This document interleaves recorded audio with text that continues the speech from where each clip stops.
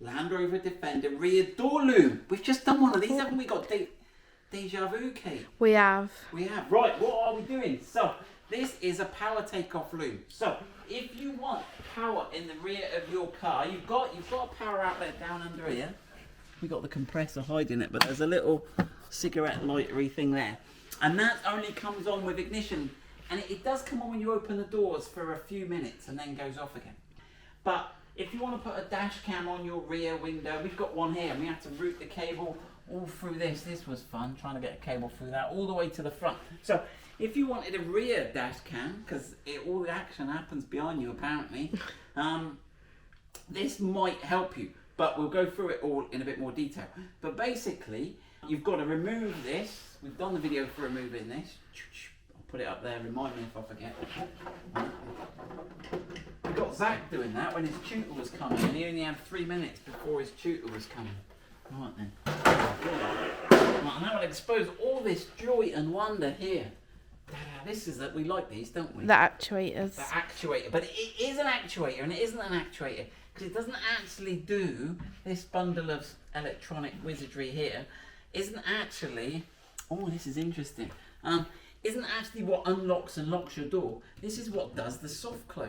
So this has got a big spool in here, and this cable goes down here, and what it does is it pulls the door shut. Now they've taken this feature off the new Defender, haven't they? They have. That means our loom might not fit. Oh yeah. Anyway, that'll serve those flash goats with those 23 models, won't it? Right then. That'll serve them right. So a soft close, for those that you haven't seen this on the Defender. Look at that. See? There you go. Do you want to do that again? Do it again. See, you don't have to slam the door. Just right. So that motor there, that is what is your soft close motor. It's nothing to do with your opening and closing. And this next bit I love too. I get all excited about the most simple things. They haven't used nuts and bolts or clever fixings to fix this. Look, you just pull it off, and it's got these sort of. Oh gosh, I've got to be careful. I'm going to say a rude sort of thing. These sort of. Help me, Kay. Knobbly bits, I don't know. Knobbly bits. You've got these knobbly bits that go into these little these little rubber docking bits, and they're genius. They just. So imagine how easy. If that was my job to assemble those in the factory, I'd be wanting to kiss the person who designed that. I'm telling you. Right. So on here you've got this connector, and you have to take it off because the release is on the back. They tried to hide it from you, see. And the trick is this. Now, careful now. Easy tiger, as they say. Don't go just plugging this in, because as soon as you connect it in, you will have a 0 volts and a 12 volts. And you will go, if you short this against the body, you'll be blowing a fuse. And we haven't worked out which fuse it is yet. So be careful. You might want to attach whatever you're going to attach to the end of this first, or at least insulate it. Right, now the trickery here is that plugs in there. Now look, you can see not all 6 cables are used there. Only 4 of the 6 are used. So what we've done is we've used the 4 of the 6, and we've sent those through there, and it goes on to here. You see, and then. Oh, is it going to click for me? Have I got it the right way? Should do. Yeah, I had my Weetabix. You got to get there, and you got to go. There you go. That slips on. Right, and then it's as easy as just putting that back in its little location. Pop, pop, pop. Slush. And then you might want to tidy this up, cable tie it up, because you don't want it rattling about as you're doing all your adventures. And there we go, and then we've got 12 volts on there. So we've given you enough cable here to route it pretty much anywhere on the door you want. And you can tape it against this other loom here, cable tie it. Right, so we will, right, now first of all we've got to test this. So what we're going to do now is we're going to connect it. Where's my genius little thing gone? Oh.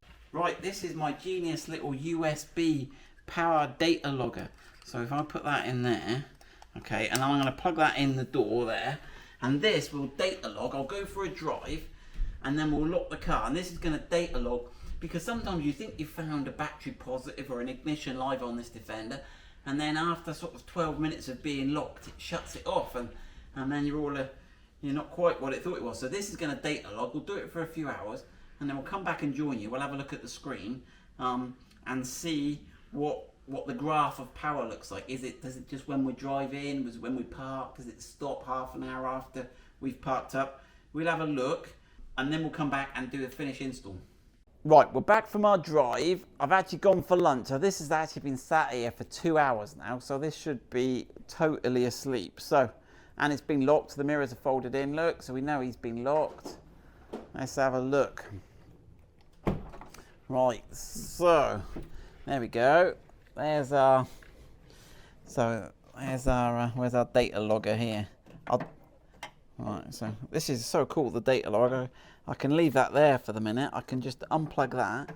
Let's go and plug this into the computer and see what it looks like. So, right, here we go. So this is the graph. Let's put that on full screen and let's have a look. So we had 0 volts because this is where I'd set it going and hadn't plugged it in.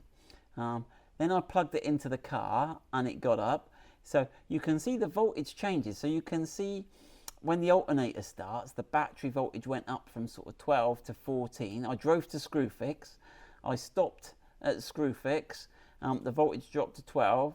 We drove back again, parked it up, locked it, and you can see the voltage has been a constant 12 volts. So it hasn't gone to sleep. And there you go, you can see my day here. So this was this morning, and then at midday I got to Screwfix, and then look, you can see it's been left a good few hours and it's not gone to sleep. So that is proof then that rear power tap-in loom will give you 24/7 12 volt power. Now it'll go up to 14 when you start. Now you can use this in several ways.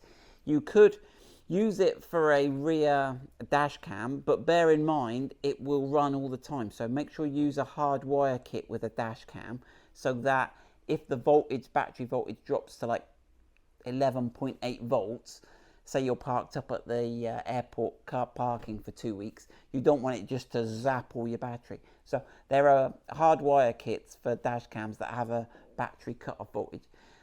You could use it for putting a USB port in your back door if you want to put like a USB port to recharge when you're camping. That would be a good idea. It will be live all the time. But again, be careful you don't flatten your battery, because we do know these Land Rovers do like to consume a bit of power when they're parked up. And I've done the video on that. I'll put it up there. So there we go, a power. The other thing you could do is we could maybe get those Bernard boards we had before, where it sensed when you went to 12 volts to 14 volts, and you could do it with like a DRL controller. That's how a lot of them work. And we could make a board that when it goes to 14 volts, so you're driving, it only comes live then. Because you can see that all you need to do is the logic of when it goes from 12 to 14, that turn on the power output. So there we go. If you do put a USB power output or anything in the door, make sure it hasn't got a high quiescent power draw. So sometimes they have a little light on them and they consume power just sat there doing nothing with no charger plugged in. So the other way around that is you could put a switch on it. So if you put a switch on it, you know it will draw nothing. But I'm sure you guys have got loads of ideas. Let me know if you've got any questions. If you've got any good ideas of what it could be used for, let me know. But there we go. We'll put those for sale on the website. Power tap-in loom for Land Rover Defender rear door, all done. Right, bonus feature. I thought I might as well put a USB. I found this little USB charger in the workshop. There you go. And it's got a... there you go. It's got that little bit there. So you could have an old school lighter. And you can also have a... And it sort of rotates and locks. I don't know where I got those from. And it's got a little socket so we can drill a hole and find somewhere to mount that. But then the joy of it is it's got some nice spade connectors. So I'm just going to crimp on some nice little insulated spade connectors here onto the ends of my wire.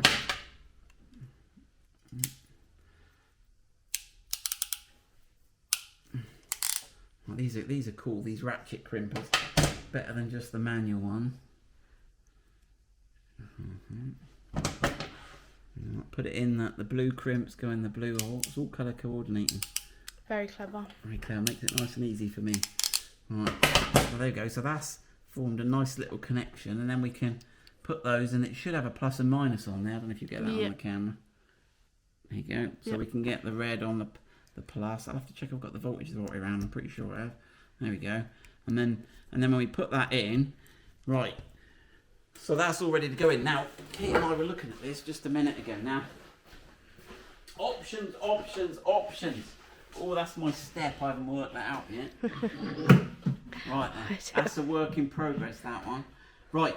You could drill the metal, but drilling metal always seems a bit harsh to me. That always seems a bit fierce, a bit non-reversible. Bit scary. I've drilled it there, but we'll also do it again. Right. So we thought, well, maybe we could do the plastics. Now, you can't do here because the casting comes round on each side and they're sort of closed shop in there. So what do I do with that panel? Under them. All the tiller today, all over the place. So one thing we were thinking, well, obviously we've got our release switch in the little bucket there. Now you can't do anything in here. Would have looked nice, but you've got this this metal bar behind here, so there's a no-go there. We could put it here, but our picnic table covers that.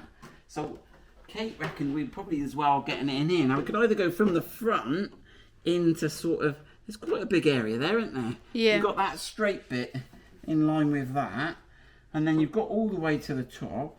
So we could do it in the front or do it in the top. I think the top looks nice. I think the top will be nice because I could put my phone in the little bucket handle thing. So let's go for there. Right, we need to go. We're not going to get in the way of anything there, are we? I reckon we'll be all right. Right then, do technical measurements. So 3 fingers. Yeah, we'll go towards the front here. Right, we'll have a go. Kate, stop the camera. She didn't think I was ready. Look, I'm ready for once, Kate. Makes a change. Right, here we go. This is completely guesswork here.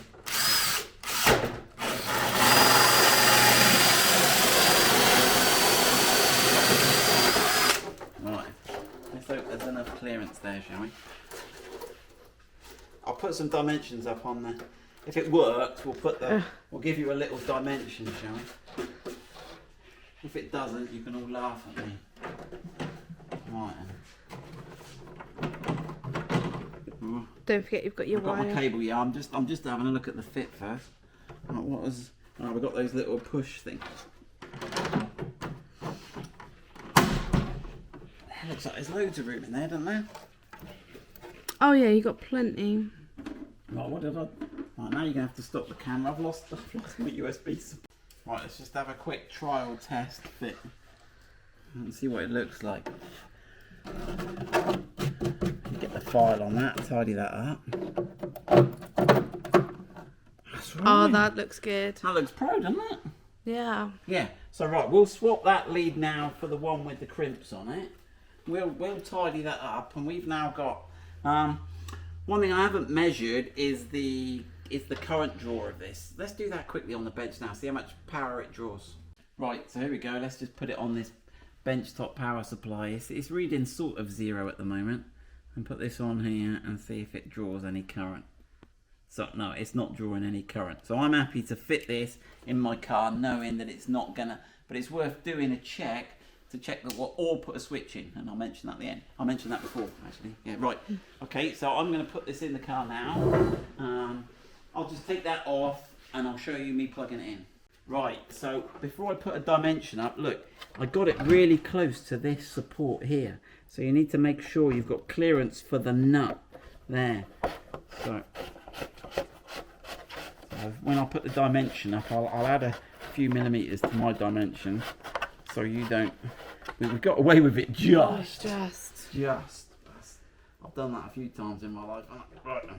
Okay, so there's that. That's ready. Okay. You've just got a little push over. Right, and that's got to. It's got to come up through this bit here, hasn't it? Right. I'm going to get a couple of cable ties. Tidy it up. Tidy it up. Stop it rattling. Now this here seems and this is going to be the same for everybody because you've got that support there.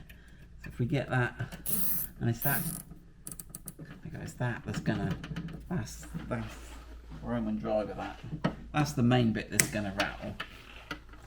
It looks well factory though, doesn't it? Done a good job. Right, and then we can go alongside this one here. We've got another cable coming up, which heads up there anyway. That we can follow that one all the way up, can't we? Yeah. Because he comes out the top.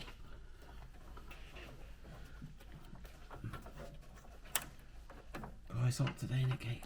It's really Oh, warm. look at that. That's class. Look at that. Try and use the bit you just cut off.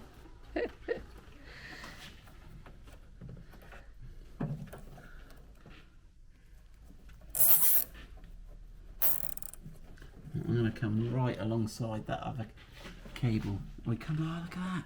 It actually comes all the way It's to meant where to be. It's meant to be. You don't think I planned it, which I haven't.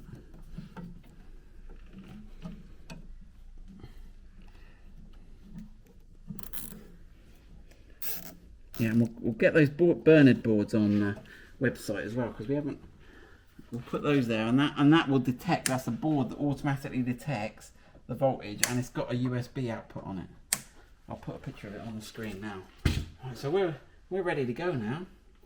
So we got our. Okay, there's our connector for our door release. There's that. Right, I'll put that all back together. You don't want to watch me do that, and then I'll show you the finished thing when we just plug this in. Right, there we go. We're all done. So we now have a permanent live USB cigarette lighter port there on our car. Yeah, if you're going to do that, it might be worth doing the tailgate release button here. The internal tailgate, whilst you've got it off and you're doing your wiring thing. So there we go. Good luck with that. We don't have the USB things on our website, but we will put the cable there on the website. So there you go. Good luck with that.